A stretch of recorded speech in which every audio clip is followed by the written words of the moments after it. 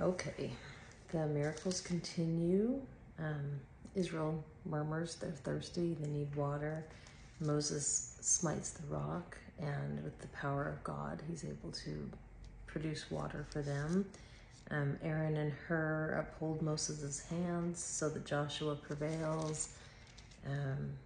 All kinds of things in these next chapters. So we're going to start in Exodus chapter 17. And all the congregation of the children of Israel journeyed from the wilderness of Sin after their journeys according to the commandment of the Lord, and pitched in Rephidim, and there was no water for the people to drink. Wherefore the people did chide with Moses, and said, Give us water that we may drink. And Moses said unto them, Why chide ye with me? Wherefore do ye tempt the Lord? And the people thirsted there for water, and the people murmured against Moses and said, Wherefore is this that thou hast brought us up out of Egypt, to kill us and our children and our cattle with thirst? And Moses cried unto the Lord, saying, What shall I do unto this people? They be almost ready to stone me. And the Lord said unto Moses, Go on before the people, and take with thee of the elders of Israel, and thy rod wherewith thou smotest the river, take in thine hand, and go. Behold, I will stand before thee there upon the rock in Horeb, and thou shalt smite the rock, and there shall come water out of it, that the people may drink. And Moses did so in the sight of the elders of Israel. And he called the name of the place Massah and Meribah, because of the chiding of the children of Israel, and because they tempted the Lord, saying, Is the Lord among us or not? Then came Amalek and fought with Israel in Rephidim. And Moses said unto Joshua, Choose us out men, and go out, fight with Amalek.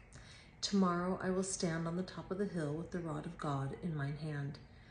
So Joshua did as Moses had said to him, and fought with Amalek. And Moses, Aaron, and Hur went up to the top of the hill. And it came to pass, when Moses held up his hand, that Israel prevailed. And when he let down his hand, Amalek prevailed. But Moses' hands were heavy. And they took a stone and put it under him, and he sat thereon. And Aaron and Hur stayed up his hands, the one on the one side, and the other on the other side, and his hands were steady until the going down of the sun. And Joshua discomfited Amalek and his people with the edge of the sword. And the Lord said unto Moses, Write this for a memorial in a book, and rehearse it in the ears of Joshua.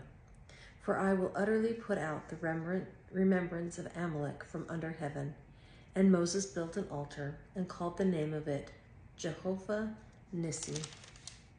For he said, Because the Lord hath sworn that the Lord will have war with Amalek from generation to generation. Exodus chapter 18. When Jethro, the priest of Midian, Moses' father-in-law, heard of all that God had done for Moses and for Israel his people, and that the Lord had brought Israel out of Egypt, then Jethro, Moses' father-in-law, took Zipporah, Moses' wife, after he had sent her back, and her 2 sons, of which the name of the one was Gershom, for he said, I have been an alien in a strange land. And the name of the other was Eleazar, for the God of my father, said he, was mine help, and delivered me from the sword of Pharaoh. And Jethro, Moses' father-in-law, came with his sons and his wife unto Moses into the wilderness, where he encamped at the mount of God. And he said unto Moses, I, thy father-in-law Jethro, am come unto thee, and thy wife, and her 2 sons with her. And Moses went out to meet his father-in-law, and did obeisance, and kissed him. And they asked each other of their welfare, and they came into the tent. And Moses told his father-in-law all that the Lord had done unto Pharaoh and to the Egyptians for Israel's sake, and all the travail that had come upon them by the way, and how the Lord delivered them. And Jethro rejoiced for all the goodness which the Lord had done to Israel, whom he had delivered out of the hand of the Egyptians. And Jethro said, Blessed be the Lord, who hath delivered you out of the hand of the Egyptians, and out of the hand of Pharaoh, who hath delivered the people from under the hand of the Egyptians. Now, I know that the Lord is greater than all gods, For in the thing wherein they dealt proudly, he was above them. And Jethro, Moses' father-in-law, took a burnt offering and sacrifices for God. And Aaron came and all the elders of Israel to eat bread with Moses' father-in-law before God. And it came to pass on the morrow that Moses sat to judge the people. And the people stood by Moses from the morning until the evening. And when Moses' father-in-law saw all that he did to the people, he said, What is this thing that thou doest to the people? Why sittest thou thyself alone, and all the people stand by thee from morning unto even? And Moses said unto his father-in-law, Because the people come unto me to inquire of God. When they have a matter, they come unto me, and I judge between one and another, and I do make them known the statutes of God and his laws. And Moses' father-in-law said unto him, The thing that thou doest is not good. Thou wilt surely wear away, both thou and this people that is with thee, for this thing is too heavy for thee. Thou art not able to perform it thyself alone. Hearken now unto my voice. I will give thee counsel, and God shall be with thee. Be thou for the people to Godward, that thou mayest bring the causes unto God.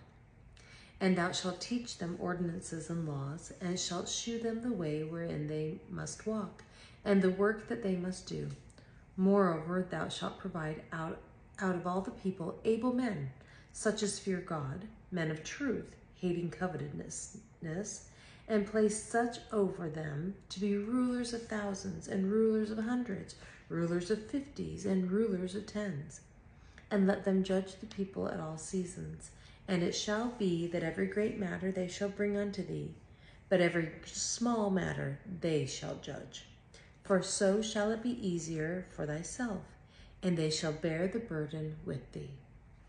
If thou shalt do this thing, and God command thee so, then thou shalt be able to endure, and all this people shall also go to their place in peace. So Moses hearkened to the voice of his father-in-law, and did all that he had said. And Moses chose able men out of all Israel, and made them heads over the people, rulers of thousands, rulers of hundreds, rulers of 50s, and rulers of 10s. And they judged the people at all seasons. The hard causes they brought unto Moses, but every small matter they judged themselves. And Moses let his father-in-law depart, and he went his way into his own land. Okay, that's it for today. That was a little short, but if we do the next chapter, we won't have enough time. So there you go, and I will see you tomorrow.